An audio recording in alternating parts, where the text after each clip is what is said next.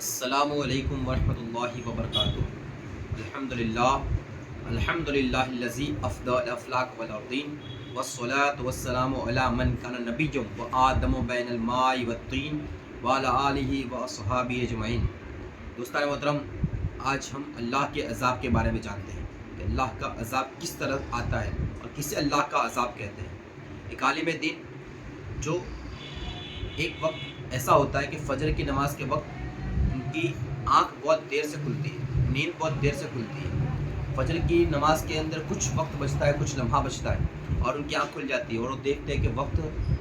ہو چکا ہے، اگر میں وضو کرنے رہا تو جماعت کا وقت ہو جائے گا اور مقتدی مجھے برا بلا کہیں گے۔ تو مقتدی کی ڈانٹ کو نہ سننے کی وجہ سے وہ بے وضو جا کر کے نماز پڑھا دیتے ہیں اور پھر پورے دن انتظار کرتے ہیں کہ ابھی اللہ کا عذاب آئے گا، ابھی اللہ کا عذاب آئے گا، ابھی اللہ کا عذاب آئے گا۔ پورا دن گزر جاتا ہے لیکن اللہ کا عذاب نہیں آتا ہے۔ آخر کیا وہ یہ سوچ لیتے ہیں کہ شاید اللہ کا عذاب نہیں آئے گا، اور پھر یہ جو بے وضو انہوں نے جو فجر کی نماز پڑھائی تھی وہی چیز کو اپنے معمول میں لا دیتے ہیں، اپنی عادت بنا لیتے ہیں اور ہر نماز تمام نمازیں بے وضو پڑھانا شروع کر دیتے ہیں۔ کچھ وقت گزرتا ہے یوں ہی اور پھر دل میں ارادہ آتا ہے کہ میں عیسائی مذہب اختیار کر لیتا ہوں، تو نہ وضو کرنا پڑے گا نہ نماز پڑھنی پڑے گی، اور وہ جا کر کے عیسائی سے ملتا ہے اور عیسائی مذہب اختیار کر لیتا ہے۔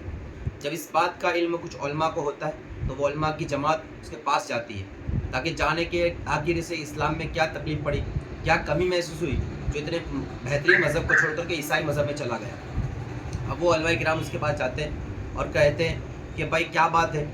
تو ایک عالم ہو کر کے، اسلام کا عالم ہو کر کے تو نے اسلام مذہب چھوڑ دیا اور عیسائیت میں چلا گیا۔ تو اس نے پورا واقعہ بتایا کہ ایک وقت میں نے نماز بغیر وضو کے پڑھائی اور پھر کوئی عذاب آیا نہیں صبح سے شام تک، تو اسی کو میں نے عادت بنا لی اور بس اسی طرح میں نماز پڑھانے لگا، اور پھر مجھے بے وضو نماز پڑھنے میں بھی سستی آنے لگ گئی تھی، تو میں نے عیسائی مذہب اختیار کر لیا کہ یہاں نماز بھی نہیں ہے، نہ وضو بھی نہیں ہے اور اللہ کا عذاب بھی نہیں آتا ہے، تو میں نے اس لیے اسلام مذہب چھوڑ کر کے عیسائی مذہب میں آ گیا ہوں میں۔ تو علماء کرام نے ٹہکا لگایا، مسکرائے، ہنس کر کے کہا ارے نادان، ارے بیوقوف،